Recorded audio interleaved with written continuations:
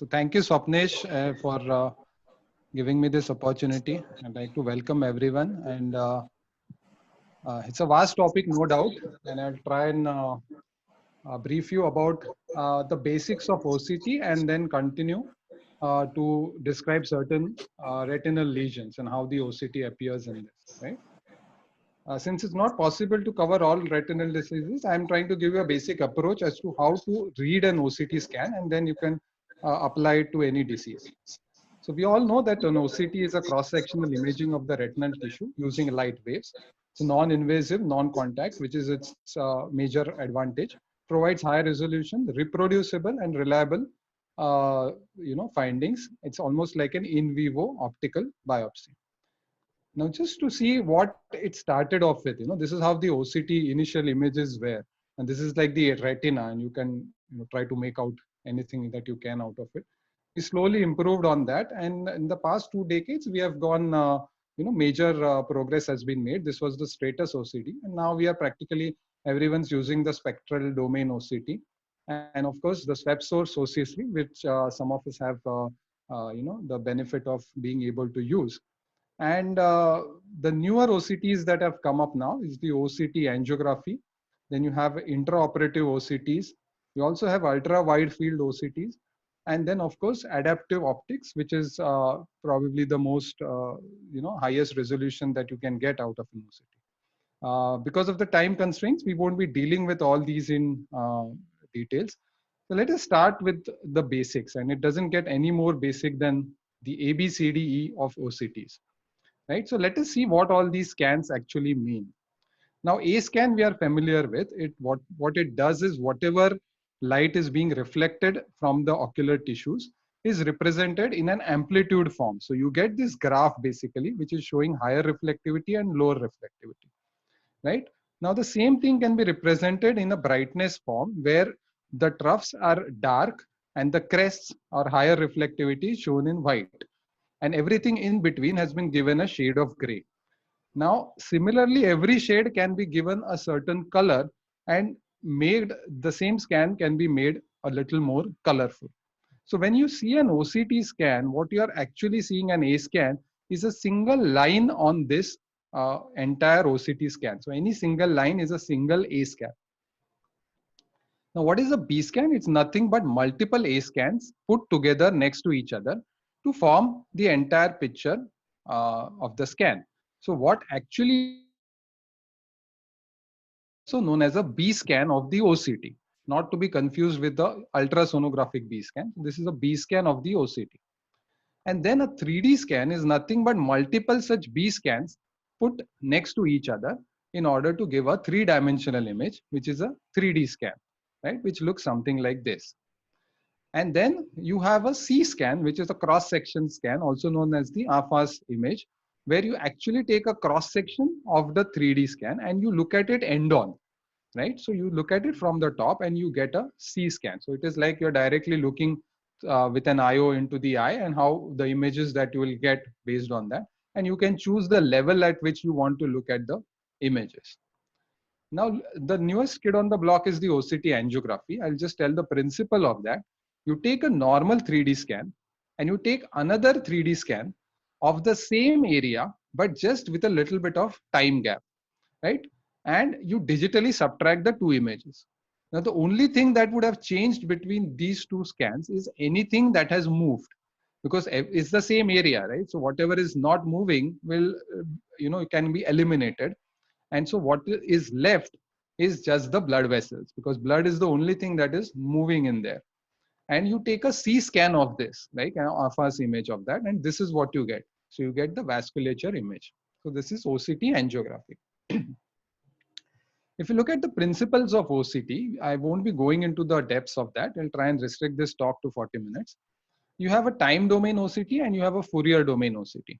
And Fourier domain can be further differentiated into a spectral domain and a SwepSource.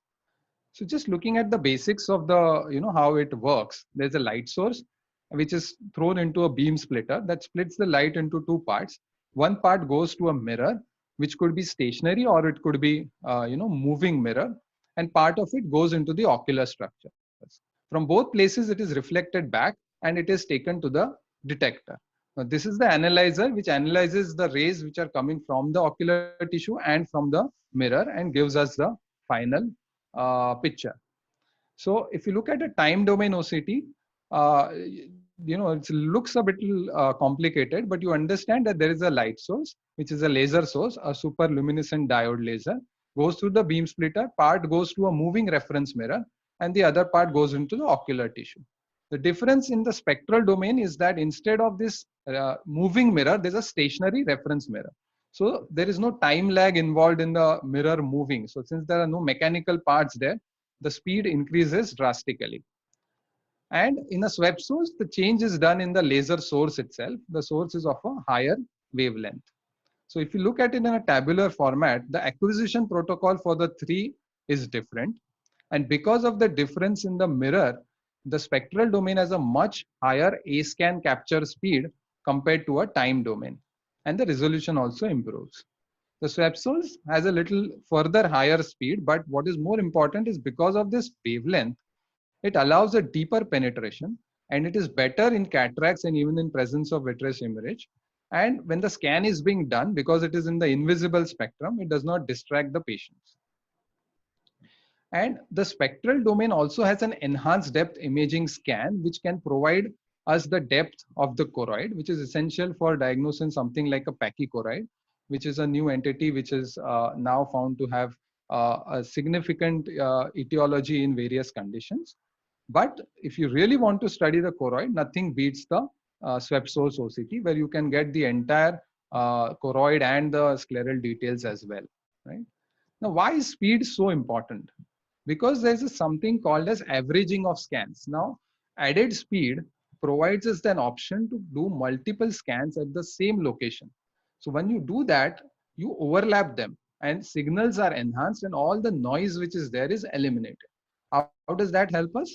Now, this is a single scan. Okay, there's a single scan. This is how it looks. But if you add more scans, now this is 4 scans which have been averaged out. So you can see the clarity has improved. If you go further, 16, you get more and more clarity of the layers of the retina and of the choroid as well. So this is how averaging helps. The other thing we can do is we can do eye motion tracking. So for this, an image of the fundus, either infrared or color fundus, is registered prior to scanning, and subsequently all scans are aligned to the image. If we find that the image is shifting, then the scanning stops and then restarts from the original point. So it provides us more accuracy, but it takes a much longer time to complete.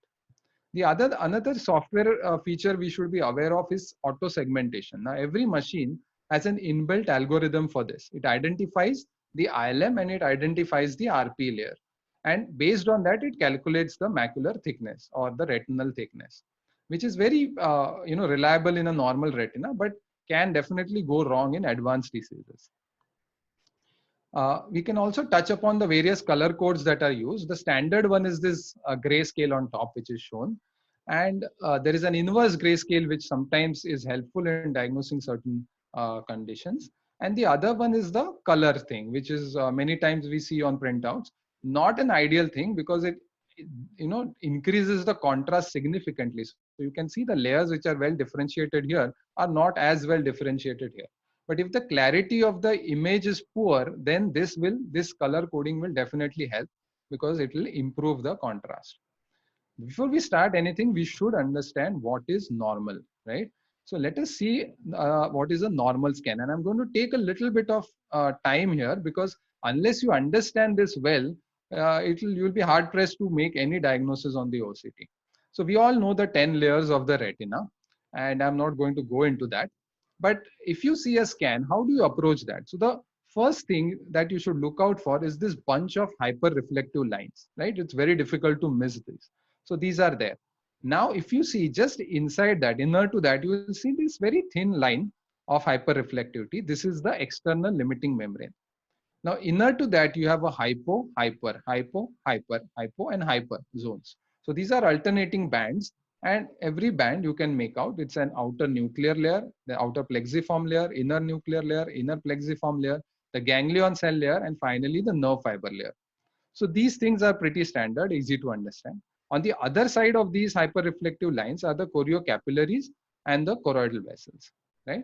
So these things you should be able to remember quite easily. The trick is remembering this, right? This area is very critical because here you have this external limiting membrane, which I just described. And outside to that, you have these two hyporeflective bands and you have these three hyperreflective bands, right? So these are the crux of the OCT. Now, if you see this is how the cone is situated in the macula, okay? And this is the RP and basement. Now we have seen that the cone can be made up of an inner segment and an outer segment. This is where the external limiting membrane lies. And inner to that is the outer nuclear layer, outer plexiform layer, and so on and so forth. I am not going to those details. Outside is the choroidal vessels. In between, we have seen there are two hypo and three hyper bands. Now let us see what they correspond to. Now the inner hypo and hyper correspond to the inner segment of the photoreceptors. So there is a myoid zone with the Golgi complex and the ellipsoid complex. And then you have the ellipsoid zone, which is outside. Now this ellipsoid zone is very critical because the visual prognosis depends on that. This is where the mitochondria are situated. It's a part of the inner segment, the outer part of the inner segment. And then you have a photoreceptor outer segment, which is basically membranes and tubules, which are densely packed. And as a result, it appears hyporeflective. And then you have this interdigitation zone, also known as the Verhoef's membrane, where the cones interdigitate with the microvilli of the RPE. And finally, you have the RPE basement membrane complex. So that is the last hyperreflective band. So if you see this is how anatomically it is situated. And whenever you see an OCT scan, this is what you have to understand.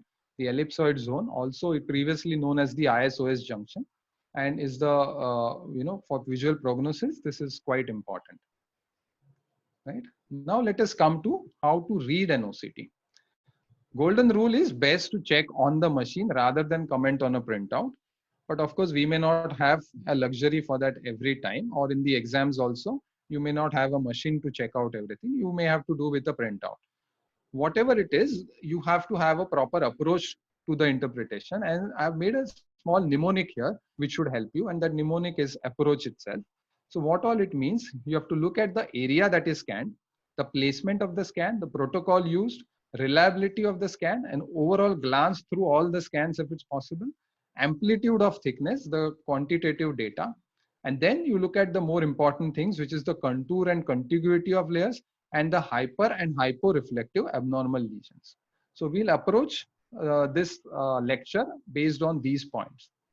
Now, if you look at this OCT scan, it pretty much looks to be normal, nothing significant here. You may say everything is fine with the patient, but that's because we are looking at a scan which is passing through the fovea, but not through the lesion of interest. So this is where the area scan becomes important. Unless you scan the right area, the OCT has no meaning. On the other hand, if you look at this picture and you see there's a large elevation here and you may say it's at the fovea and probably the vision will be very poor. But this is the same patient and now the scan has been done over the lesion. The fovea is somewhere else altogether, right? So you should also know where is the placement of scan in relation to the fovea. So that is also important. Then we come to the protocol used. Now, every machine will have different protocols and there will be multiple protocols made there. So most of them are not so often used, but they'll be there just for the sake of it. But let us understand what these protocols do, and then we will know which protocol to select. So what's an ideal scan protocol? Well, ideally, it should have the highest number of scans at the best possible resolution with maximum possible averaging and with a continuous eye movement tracking. If you do that, you will have a very good quality OCT image. But what it has to be done, all this has to be done before the patient actually blinks or loses focus, because otherwise it has no meaning. Now, all these things take extra time. So you can't have the best of everything. So you have to make a compromise, quantity versus quality. If you want more area to be scanned, you'll have to compromise on the quality. If you want the best quality, then you'll have to do with a lesser area scanned. So based on this, you have a certain protocols. Now this is a macular map or a 3D macula or whatever different machines like to call it, but it's basically maximum number of scans over the entire macular area. So it provides reliable thickness values and provides a 3D image construction if you desire, but individual scans have poor resolution. On the other hand, you have a single line scan. So multiple scans are done in the same area and they are overlapped. So this allows for better averaging and provides highest quality images. But if you do it off center, you can completely miss the lesion. And obviously the quantitative data is very less. Radial scans provide a compromise between the two, kind of cover large area, multiple scans are done, not as many as a macular map, but still reasonably good enough. So reasonable quantitative data with a reasonably good image quality. And it can give a 3D surface view if you desire. So this is an example of a scan which is done, and this is an example of the 3D image construction which is done. This is just the surface construction which is provided. This is the actual 3D image, which can be done with a map. And certain cases, like this is a vitreomacular traction, pre-op and a post-op picture, which can actually depict and show, what was the dynamics before and how it is now. Not always used practically, but sometimes it can be helpful. So like I said, the resolution changes. This is a macular map. This is a radial scan, and the best resolution you will get from a line scan, obviously, because more averaging is possible. Next, we move on to the reliability of the scan. Now, what does that mean? You have to look out for any artifacts which are induced, right? So if you look at this scan, what is wrong here? Well, the scan looks pretty much normal, but still this data here is showing that there is a lot of disturbance here, something wrong, and it is not in the normal range. Why it should be so? Because if you look at through all the scans that have been taken, now you will see a small dip in the scan. You saw that? There was that area, there was no data which was captured. Why did that happen? Because the patient blinked. So when the patient blinks, you can see a black patch in the infrared image, which is simultaneously being captured. And that shows that data for this much area is missing. So obviously, the software will interpret something else on its own, and those values will be incorrect. So you cannot accept such scans. This is a patient-related artifact. The other is eye movement. So this is how a normal, if you do a 3D scan of the nerve, I'm giving a nerve example because it's easier to see. And this is what happens if there are eye movements. So you can see the eye has moved considerably, and obviously you cannot accept such a scan. Then what is wrong here? This is a pretty good scan. There is no, disturbance seen here, but something is not right. If you look at this scan, you will see that it is off center. Now, this is where the actual center is. This is where the fovea is, and the entire scan is shifted on one side. So this is an operator related problem because operator did not check for the scan. And what happens is the values which are given will obviously be incorrect. This is not the foveal thickness. On subsequent visit, if we do a scan which is centered at that time, then obviously the values will not match. And then what is this? This seems to have a complete tissue loss here. But what actually happened is this is a myopic eye. And in myopes, you will get these slants, oblique scans at certain angles. And then what happens is it goes beyond the depth of the scan. And that is where you get this reflected light. So whatever is anterior to this gets reflected back and is shown in the image. And as a result, this much area, there is no data which is obtained. And that is where you get these blanks. So this is incomplete images. Also, you can notice that this area is well focused, but this is poorly focused. So this is something we need to understand. The focus has to be adjusted right in the center so that everything is equally focused and should not be this way. Now, what is wrong with this image? There is a scan, this is the fundus photo, but you see this 3D construction here. You see these pits here. There's nothing to suggest that there is some thinning or anything happening here. So what has gone wrong here? It's a software related problem. The segmentation has failed. So the RPE has been incorrectly diagnosed by the software. And as a result, it is showing that there is some thinning in this area. But actually, there is none. So fortunately, you can easily rectify it. Easier for radial scans because lesser number of scans. When the macular map will have multiple scans, you may not be able to do it. And once you correct the RPE, from this, you get this image. And this is, how is it practical? Because if this happens right in the center of a fovea, and then the values are incorrectly shown. And when you correct it, you get the actual values. So this is important when you have to take treatment decisions or you have to see whether your previous treatment has worked or not. Next, we move on to pseudo hypo and pseudo hyperreflectivity. Now, this is a general scan. Everywhere you can see that there is a hyporeflectivity. And here, partly this area is hyporeflective. Here, the reflectivity is normal.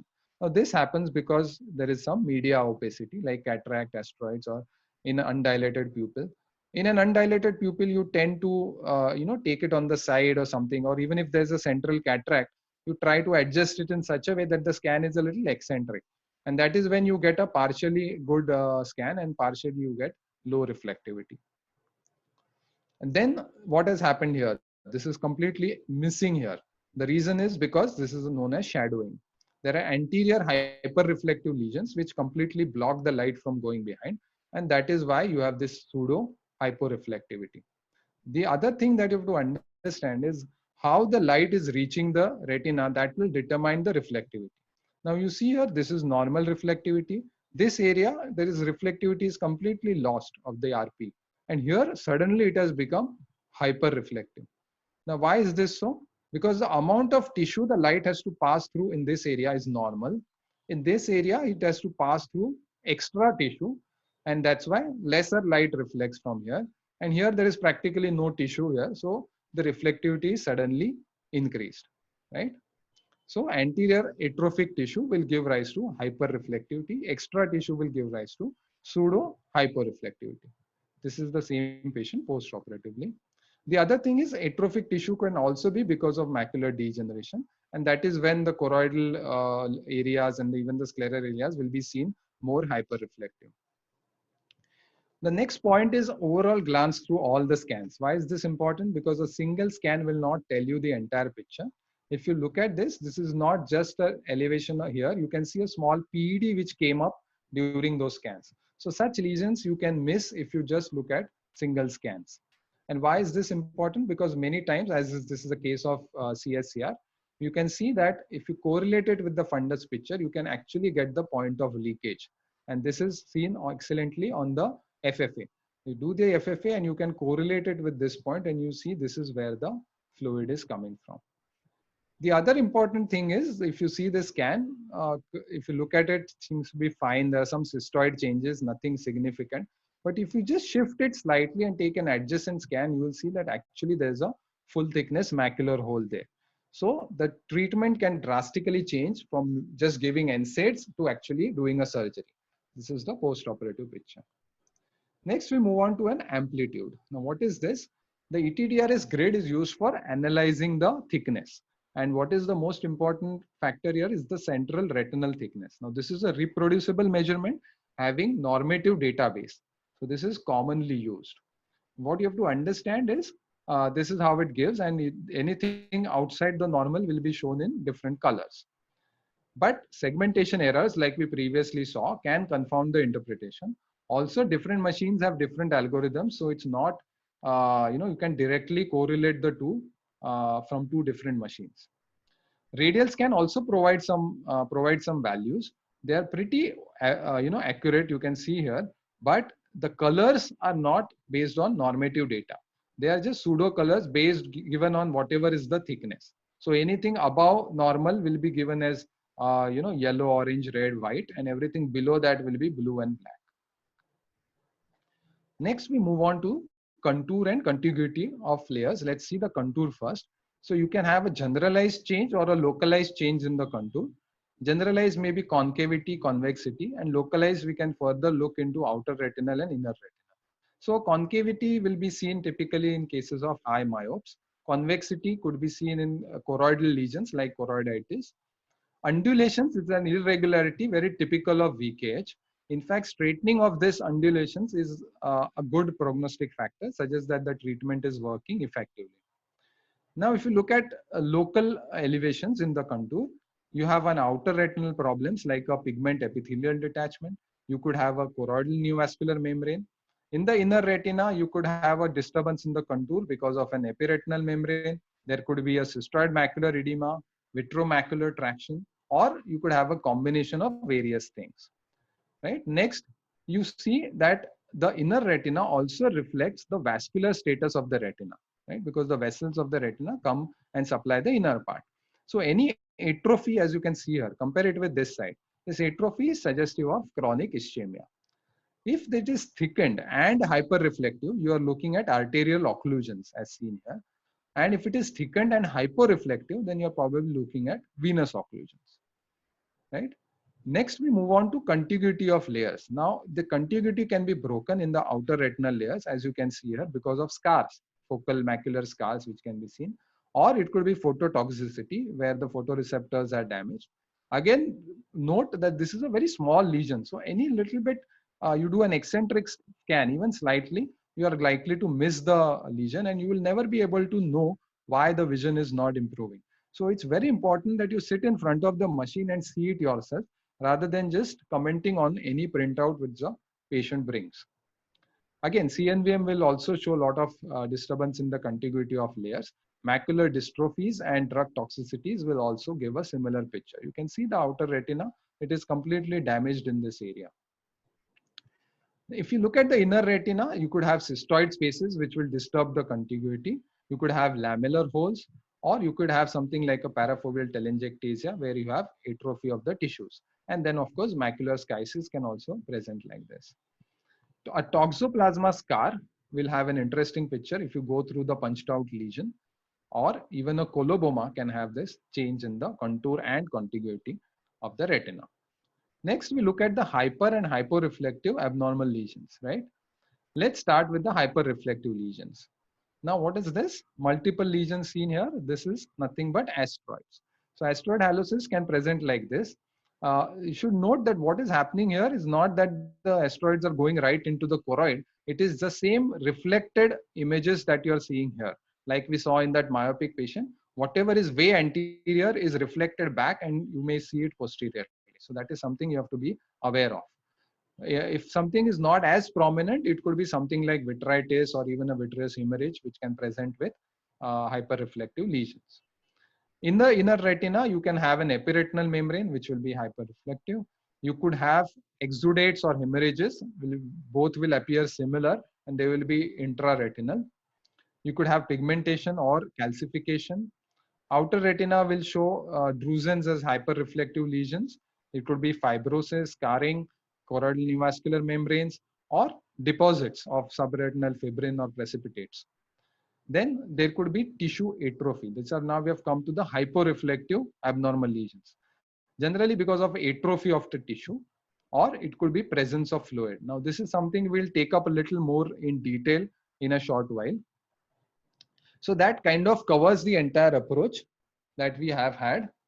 And just to go through the way that we have analyzed this area scan, so that we understand the lesion is accurately captured, placement of the scan in relation to the fovea, protocol used, whether you have obtained enough quantitative and qualitative data, reliability of the scan so that you exclude all artifacts, overall glance through all the scans, ensure that nothing is missed, look at the amplitude of thickness, make that quantitative analysis, and then you move on to the contour and contiguity of layers and hyperreflective and hyporeflective abnormal lesions. So this is something that we need to develop over the time, and the subsequent scans that I'm going to show of different conditions will focus more on this.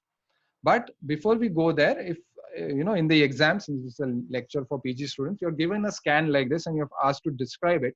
Well, let us try and attempt describing a couple of scans so that we understand what the approach means. So first thing, which is outside this mnemonic, is the clinical data. So let's not forget that, right? Male, female, age, all these things are also important. Whatever additional systemic history has been provided, complaints have been provided, these will obviously help in making a diagnosis. But if nothing else is provided, you move on to see what area has been scanned, either on a fundus image or an infrared image. Ensure that the lesion is captured. Ensure that the placement is proper going through the fovea, because that is the most important part that we are interested in most of the times. Check for the reliability. Now that is an image quality. Usually there's an index and the scan provides. Different machines will have different methods, but it will tell you how good or bad the quality of the image is. Look at, well, you can't look at the overall scans, but sometimes you may get multiple scan images given. So just glance through that, just see everything is fine. There are no scans missing or anything. So you know what it is. Then you move on to the amplitude and see the values that are seen here. You can make out that there's some thickening which is seen here. So that helps. And then finally, you look at the scan, you'll see that the reflectivity here has increased. Loss of inner retinal layers is seen. So this is like an ischemic episode, which can also correlate with this image if that is available. And this is probably a branch retinal artery occlusion. So that is how you can approach a scan. The protocol, the protocol is mentioned here. It's a radial protocol, 6 scans. 12 scans have been done, each with 1024 A scans. So that tells you a lot about the resolution of the scan. Another example we'll take, the difference here from the previous one is that the reliability is very poor. It's shown in red, and the quality is poor. And the reason for that is because there are a lot of echoes in the vitreous, so the media is hazy. And if you look at the fundus picture, you will know it is because of vitreous hemorrhage, which is seen here. So this graph which is shown here is, you just have to ignore it, because with such poor quality, the segmentation will have a lot of errors, and you cannot actually take these values as they are given, right? So this is how you approach a scan. And to go into the more details of a particular O scan, the rest of the approach is, the other things of the scan which are seen. But if you look at the contour and contiguity, this is how you approach it. You see there is a outer retinal elevation seen here, and you can make out that there is fluid here, and it is inside the RPE basement membrane complex. So this is a subsensory fluid here. You see there is some loss of contiguity here, disruptions are seen here. The reason being there is shadowing because of these hard exudates and hemorrhages which are present here. What else you can make out? There's a hyperreflectivity here, which is the extra ERM which is seen here. And then you have a fluid here, which is increased thickness compared to the other side. So you can come to a diagnosis, intraretinal edema, which is seen here, subfoveal subsensory fluid with intraretinal hard exudates and or hemorrhages with early epiretinal membrane. So this is how you can describe a OCT scan. Now let us look at some things in more detail. Let's look at how fluid looks on the OCT. Now these are three images which will show looking similar, but the fluid is totally different. The first image you can see here is crystal clear fluid. So this is a serous fluid, that is CSCR. Here you can see there is more turbidity here, so suggests of inflammatory fluid, and that is more likely seen in choroiditis. And here this is clear, but there is a dense hemorrhage which is seen here, so probably a choroidal neovascular membrane. The other thing is the location of fluid. Now this is intraretinal fluid, this is subsensory fluid, right? And then there is a sub-PED fluid. Now sub-PED fluid again can be clear, or it could be hyperreflective as in a drusenoid PED or a fibrovascular PED. To revise this, fluid can be present in different layers. Here you can see an RPE basement membrane, so this is subsensory. Here you see only basement membrane, the RPE is lifted here, so this is sub-RPE fluid, right? Let us see at blood on OCT, how is that going to look, right? This image we saw where you have this, reflectivity in the vitreous, and this is because of vitreous hemorrhage. This is how it will look. This is how a subhyaloid hemorrhage is going to look. This is pre-YAG and this is post-YAG when the vitreous hemorrhage, the subhyaloid hemorrhage has dispersed into the vitreous. This is a streak of subhyaloid hemorrhage which is left. This is how it will be seen, partial PVD with level of subhyaloid hemorrhage. And this, you can have a combination of subhyaloid hemorrhage along with a large subretinal hemorrhage. You can see the retina over this area, and you can see the retina under this area. So this is how you differentiate from the various hemorrhages. A quick look at diabetic macular edema. There are 5 types which are described. This is a spongiform edema. This is a cystoid edema. There is a subsensory fluid. You could have a taut posterior hyaloid, and you can have a tractional retinal detachment. So these are an OCT based classification. Talking of traction, I'll quickly touch upon the international VMT study classification, because VMT can be beautifully studied on the OCT. They classified it into vitreomacular adhesion when there is no change in the foveal contour, and vitreomacular traction when there is a disturbance in the foveal surface. And these can be subsequently subclassified as isolated or concurrent. Concurrent when there is an incidental another disease like a CNVM or a diabetic edema, and then you see all these, then it's a concurrent. Isolated when there is no other disease. It could be focal or broad depending on the area of attachment, right? So let us see some examples. So this is a vitreomacular adhesion. You can see here, this is how the adhesion will look. And why adhesion and not traction? Because the contour is normal. And if you measure it, you will know that it is more than 1500 microns. So this is a broad VMA. right? And this is a focal VMA because it is small, less than 1500, right? In the earlier classification of macular hole, this used to be known as stage 0 macular hole. Now this is a vitreomacular traction now, because of this we are seeing a change in the retinal contour. Now these are what are known as pseudocysts. So this was the stage 1A as previously described, so impending macular hole or a pseudocyst. Now this is the full thickness macular hole with vitreomacular traction according to the newer classification. But earlier classification was this stage 1B, which is a full thickness with roof. The roof is still intact, not completely separated from the retina, also known as an occult macular hole. When it starts partially separating, the current classification still calls it full thickness macular hole with VMT, but then it goes into the stage 2, which is partially opening, right? Full thickness macular hole, but partial opening is seen here. And then there is a total opening. This becomes stage 3, full thickness macular hole, but the operculum is still seen on the scan, not disappeared. And this becomes full thickness macular hole without VMT, because now there's no longer a traction which is exerted. The other thing the newer classification gives is classifying macular hole into small, medium, and large. So anything less than 250 is a small macular hole. Between 250 to 400 is a medium macular hole. Now this is stage 4, because now the PVD is not seen. The operculum PVD is, everything is separated. So this is full thickness macular hole with complete PVD. And the large macular hole can be anything more than 400 microns. So this is full thickness macular hole without VMT and a large in size. The other thing on OCT that we know is the hole form factor, where you have the minimum diameter you take, then you take the basal diameter, then you take a right arm length and you take a left arm length.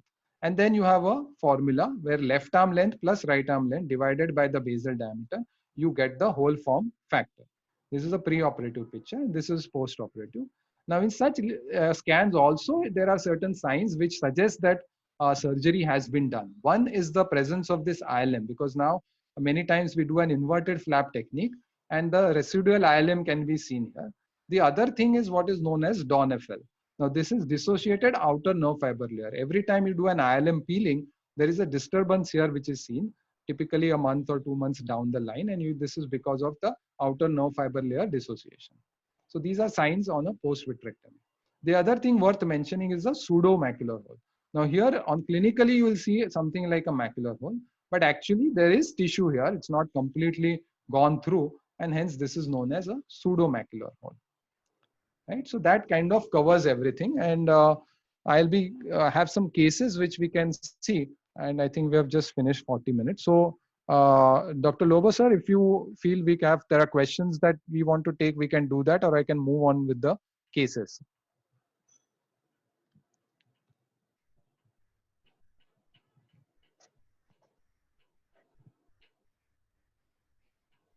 Yeah, you will have to unmute yourself.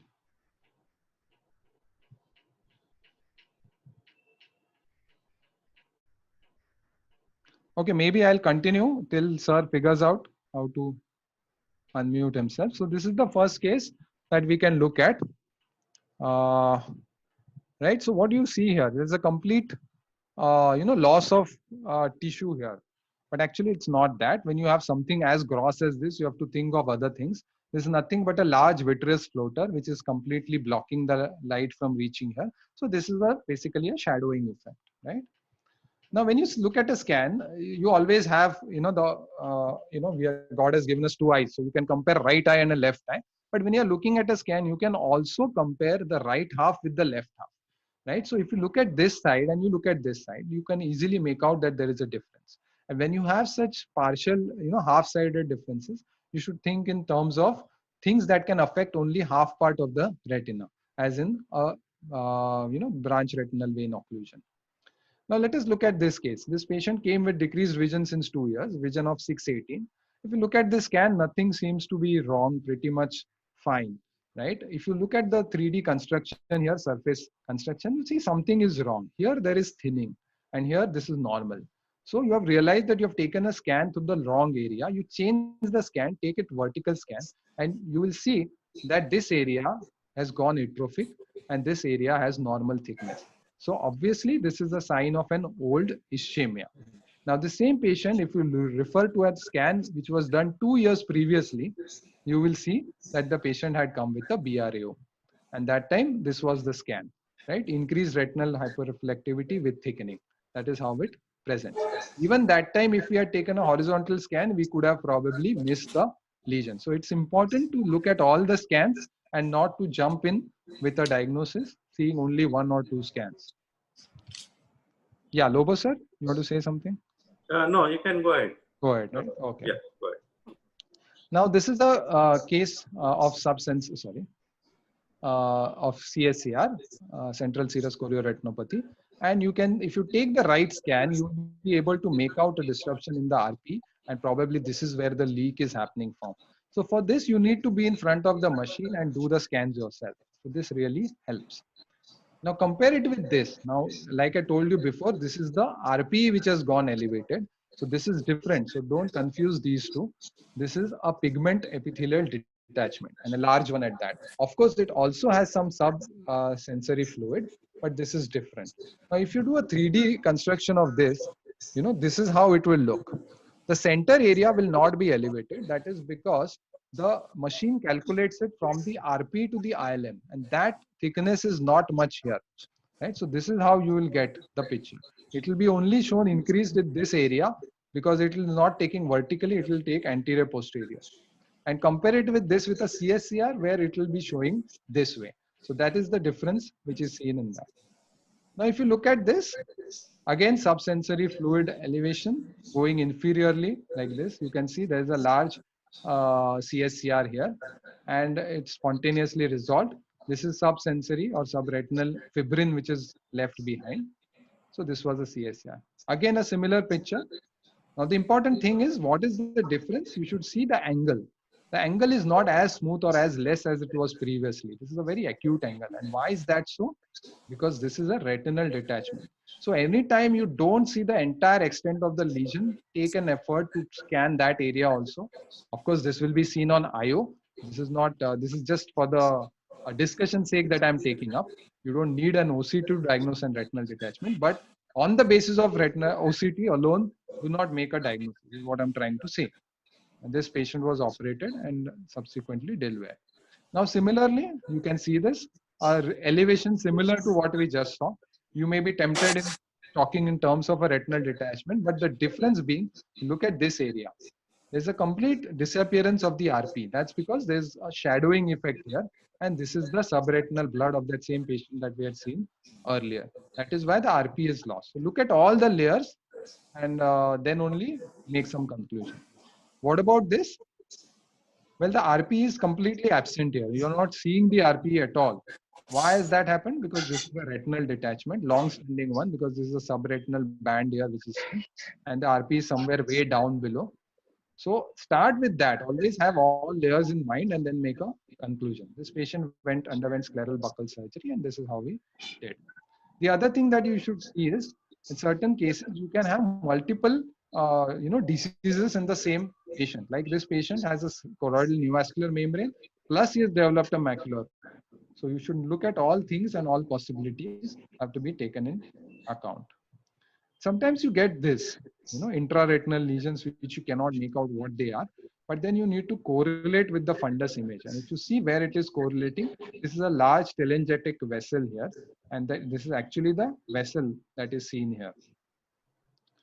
The other things that can look similar are outer retinal tubulations. These are oval hyporeflective spaces, but these are in the outer retina, not in the inner retina as we just saw.